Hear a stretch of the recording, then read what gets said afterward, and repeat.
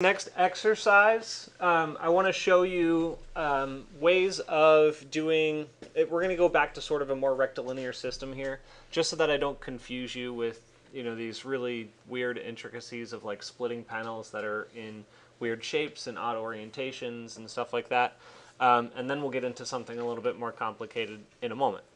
But to start off, I want you to just kind of build a simple frame surface, right? So we're going to kind of just build like a profile, wall profile, and it'll look a little bit like an arch, and then we'll extrude it backwards. So to get started, I'll just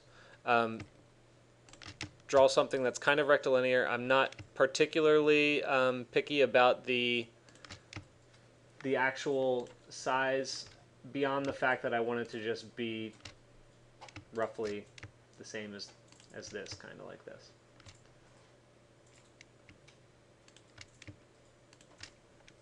Okay, so that's it. I just want something that looks a little bit like that. Try to just get similar proportions, and I have no idea what's going on with my grid right now. You guys see that? That is weird. I might need to reboot. Let me know if that happens to any of you guys. Super odd. Okay, so let me pause while you get that going. So just make sure that you do a quick extrusion and you pull it back to a shape that's sort of like this. And then we'll pretty much just drop in a flat surface for us to reference as our glazing. Okay, so the reason I have this frame is because it's going to present an opportunity for us to look at it as a realistic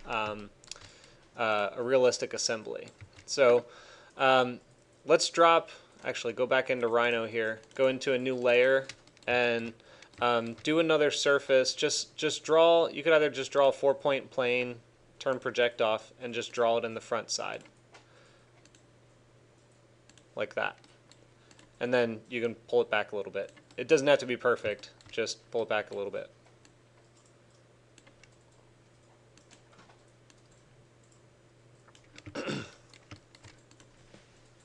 All right.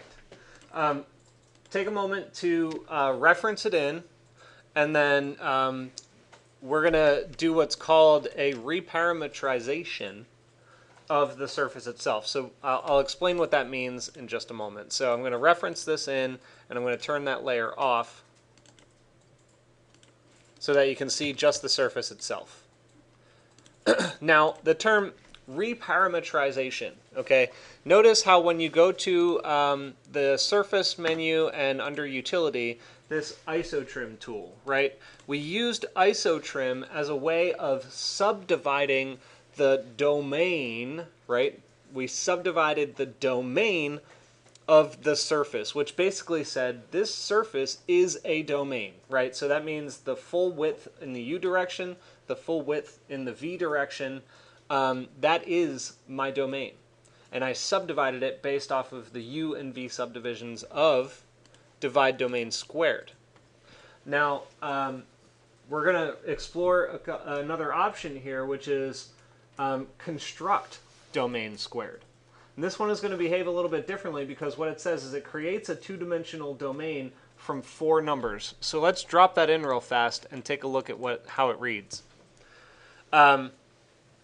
What this is saying, it has a U minimum and a U maximum. And the U minimum says that it is the lower limit of a domain in the U direction, and then the upper limit of a domain in the U direction. So I'm going to very plainly just explain this as it's a percentage of the original domain. Okay, I'll state it again. Construct domain squared creates a percentage of the original domain. And it's direction based, so it doesn't necessarily scale it based off of the center point. So you'll see what it looks like in just a moment. So the domain output is what's going to be plugged into the domain input of subdivide surface. And then the surface is going to plug in at the top. But when you right-click on the S input, there's a new feature that shows up here that you haven't really seen before, and it's called reparametrize. And this is an important one to know specifically for when you need to do things like this.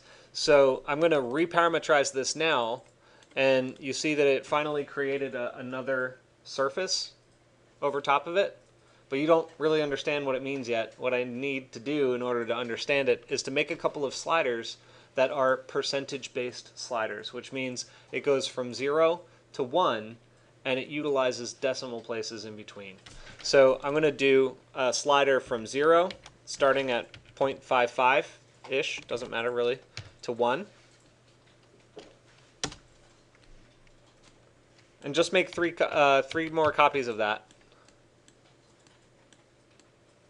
And then just plug them all in. Plug them into U0, U1,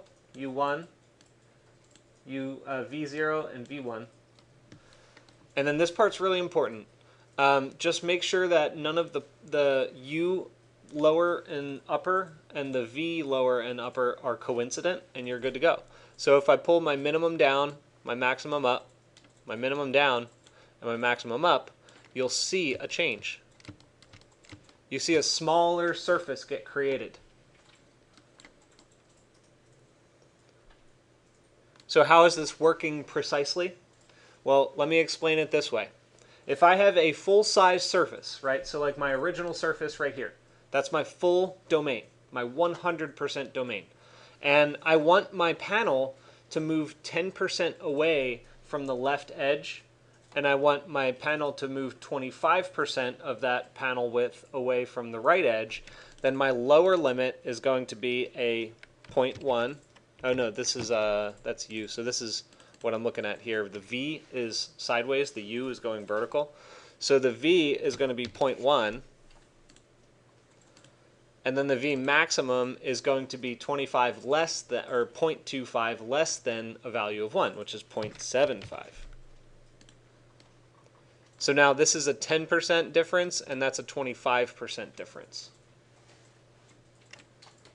And then I can do the same thing on the U minimum, 0.1, and then the maximum, 0.75. That's how you get it in the bottom left corner. Sort of like that. 10%, 10%, 25%, 25%.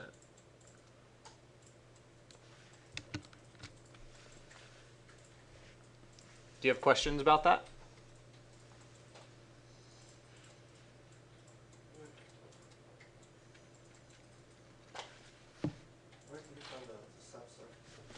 Subsurface is isotrim. It's under surface and utility.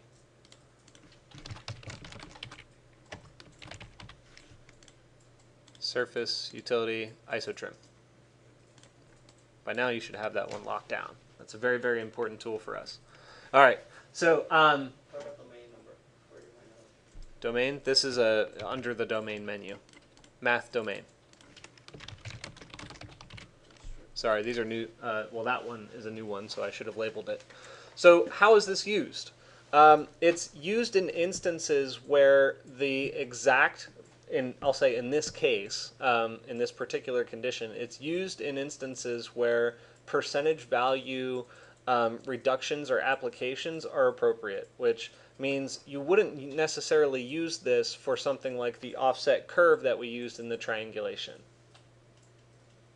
Okay, I just want you to be aware of that. Can you get it to be an exact dimension number? Yes, you can. It's kind of a lengthy process. You have to measure the length of the U direction at the 100% level, and then you need to do some math to figure out what the subtractive value is in a percentage way. Okay, so we're going to move forward here in just a moment. I'll give you a second to get caught up, and then we'll move into another video.